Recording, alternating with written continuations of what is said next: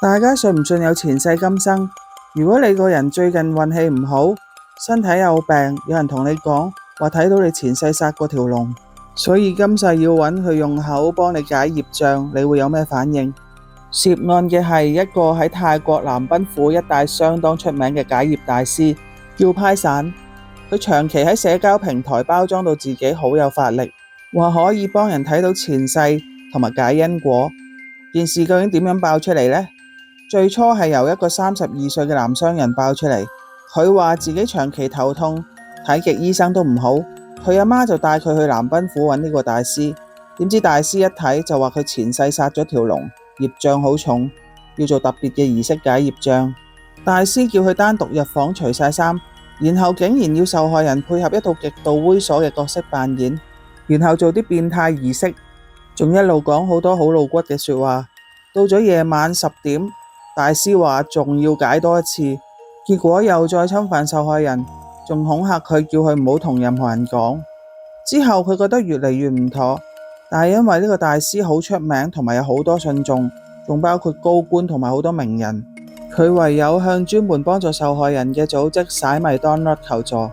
事件爆出之後，其他苦主亦陸續出現。第二個企出嚟嘅係一個18歲嘅男仔，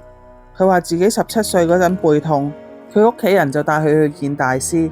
大師叫佢父母企喺房出邊等，再將佢單獨帶入房。入到房裏邊，大師完全冇理佢背痛，反而不停咁問佢一啲好露骨嘅性問題，甚至問佢有冇同動物做過，之後就對佢伸出魔爪。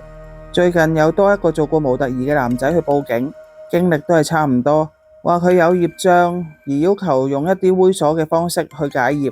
警方接報之後即刻調查，已經正式拉人，仲去埋佢喺南濱同清邁嘅住所進行大搜查。警方喺佢屋企唔係搜到咩法器或者符咒，反而揾到大量學校嘅校友錄、大學紀念冊、歷史書同埋名人嘅資料。原來呢個大師所謂嘅通靈睇到前世仇人，根本就係靠研究呢堆資料，用真實姓名再撈埋啲歷史書去作古仔。警方發現書入面好多名都俾人做晒記號，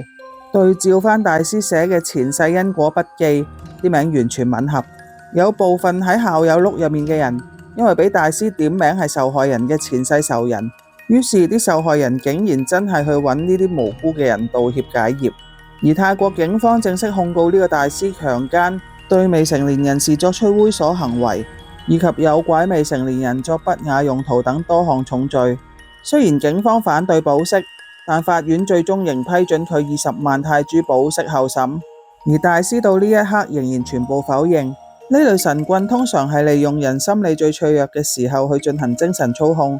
校友錄變前世今生名冊，最荒謬嘅係呢個神棍竟然可以用呢條橋做足幾廿年。